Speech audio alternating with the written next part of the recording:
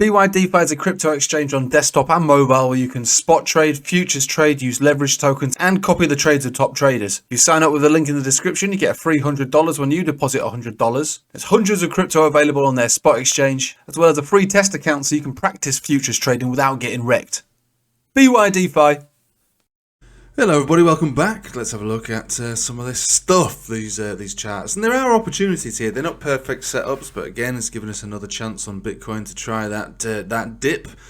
Back down a little bit neater this morning into the 50 and the 20 moving average. Very neat and tidy actually, and a decent bounce from it as well. So look, this is going to hold until it doesn't hold, alright? So these are the moments where you try position, and if it doesn't work, then you have a stop loss very tightly below where it started from. It doesn't take long to know if you're wrong. So like I say, you might watch this video and say, I thought you said it was going to bounce. I said, well, yeah, 65% more likely that it will bounce from here. Bounce to where, I couldn't tell you, but this is the entry point, and the exit point will be given to us when we start to see tiredness resume on the chart, or you get basically stopped out. Now I'm back on the 4 hourly for Bitcoin. Yeah, we're actually below a Bollinger Band, so we could only bounce from now up to this exact level, which is basically 29,560. It doesn't have to go any further than that. So look, it's a setup worthy of a try.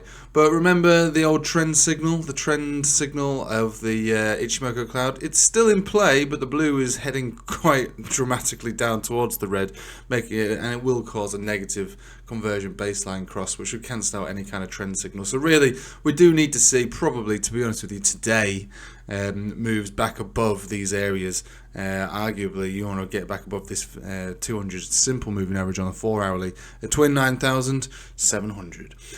So, I mean, that is basically it for Bitcoin. There's not really much point in trying to say anything other than that. The 4 hourly is battling for the trend to continue, and there is chance that it could. We have got support on the 50, got support on the dailies, which is stronger. So there's decent chance that we do bounce and continue up from here. I think if we don't see it today, probably won't happen over the weekend, and we probably do come down a little further. So it is really something that needs to take place today, I would say, in the next 24 hours. Now, it's not the only trade that's been given to us this morning. We were talking about gold yesterday, coming down to a 200 simple or exponential, basically another portion of a golden cross retest to continue this higher high, higher low structure for gold. The gold hasn't really caught a bid, even though the dollar is, it's basically down, isn't it? But the dollar didn't rally. The CPI was pretty much flat, really. Only this time round. We'll see what happens over the rest of the year, given the fact that oil continues to creep up. But yeah, there is an opportunity sitting on gold. It's not perfect. It could easily come down a little further, down to 19 flat. But that is an opportunity for ripe for a trade there. So there's two trades being given to us: Bitcoin and gold, buying the dip. Trying to take advantage of that. Now let's have a look at the S&P. We'll take it to futures. So S&P is a bit more tired. Hasn't come down to what I would consider a realistic support, not based on moving averages. There has been 2 drives of hidden bullish divergence, which again isn't great. It's better than nothing, but it's not great. The 4 hourly is creeping below all our favourite moving averages, any moving average of significance. We did have several drives of bullish divergence though, so with that could become a decent bounce back up, but it's not enough for me to play at this level. I'd want to see us either come down a little further to meet those moving averages on a daily, or to reclaim these moving averages on a 4 hourly. So for me, stocks aren't really it's not something I'm willing to play anymore. I've done stocks for the most part of this year, and I've exited for the most part over the last couple of weeks. So stocks are okay for probably a bounce and maybe even continuation, but I think it's the last leg. For me, it's about commodities and probably Bitcoin, but definitely gold maybe even oil, but generally commodities overall being precious metals, I would say.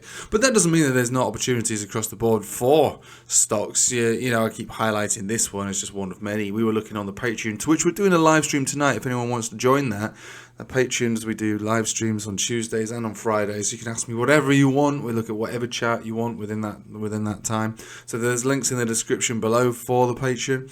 And we were looking at someone brought the uranium stocks to our attention last time, and they were absolutely awesome stocks. Awesome. They were like super powerful. So again, just goes into the idea of commodities being the next state of play, and so I suppose stocks which deal with commodities that are going to see direct relationship between their price action and commodity price action.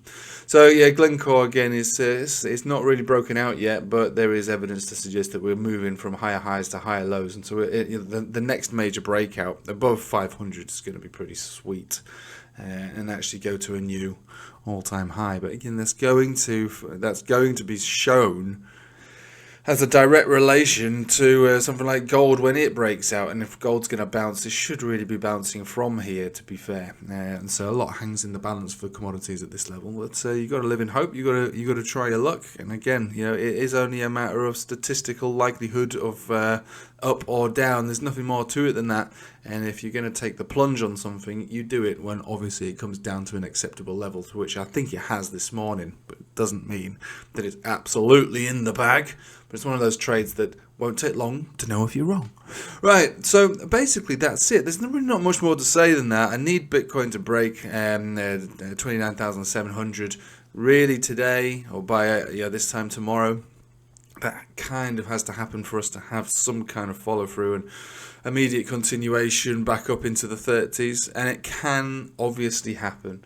But if we start to lose these areas, literally, where we are at right now, probably even a little higher. If we continue to close below 29,500, 29,400 especially, then I think we come back down to the bottom of the range, and we eventually give that 28,500 a nice big kiss to see if it can hold. If it doesn't hold, this green line down here, as you all know, that's your 3-day Golden Cross 200 exponential area, which will be a great place to try. It's also a nice tight bottom of the Bollinger Band as well. There's a very strong support down there, and I'll be looking for actually topping up my the amount of Bitcoins I own. I haven't bought any Bitcoin since 21,500. And I wouldn't really fancy buying any until we see lower prices, and that would be the highest I'd be looking to buy any Bitcoin really. The rest of my attention is going to be looking at altcoins for decent long-term opportunities. The lower we go, dollar cost averaging, I suppose. If we lose this area, I'd be way more interested in picking up altcoins than I would be for Bitcoin, because they are going to wrecked city, and they will continue to go to wrecked city. But that doesn't mean that they can't recover. And I'm looking at all the things that the SEC have highlighted. They're my favourites now. Right, I mean, that's basically it. So hopefully I'll see you on the live stream tonight. If I don't, no big deal. But if I do, congratulations, £7.50 a month, 2 live streams a week, and I'll see you there this evening. Thanks for watching, guys. Hope you have a nice day. Take it easy.